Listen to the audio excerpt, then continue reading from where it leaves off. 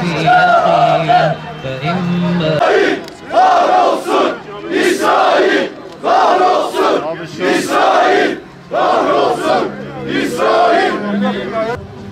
Tekbir! Allahu Ekber!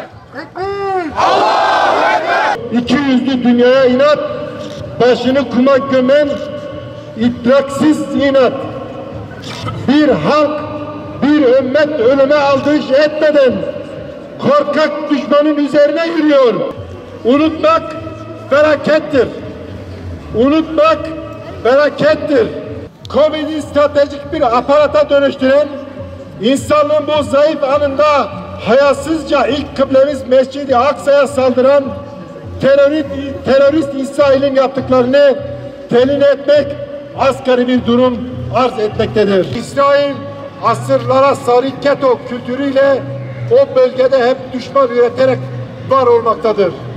Evet, İsrail korkularının eseridir. Biz biliyoruz ki İsrail asırlara sarı keto kültürüyle o bölgede hep düşman üreterek var olmaktadır. Evet, İsrail korkularının esiridir.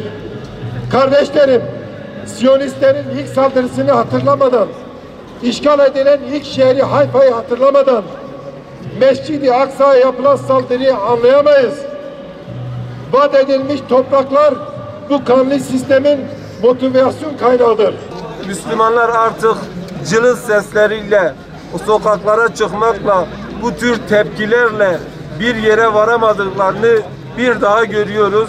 Müslümanların daha ciddi manada askeri, siyasi, ekonomik, silah bakımında Filistin'e, Kudüs'e ve Mescid-i Aksa'nın özgürlüğü için tüm iradesini ortaya koyması gerektiğini bir daha ihtiyaç olarak hepimiz görüyoruz ve inşallah Filistin'in gençlerinin ve Filistin'deki tüm Müslümanlar, dünya Müslümanları, ümmeti bir araya toplayacak harç olduğunu hepimiz bir daha gördük.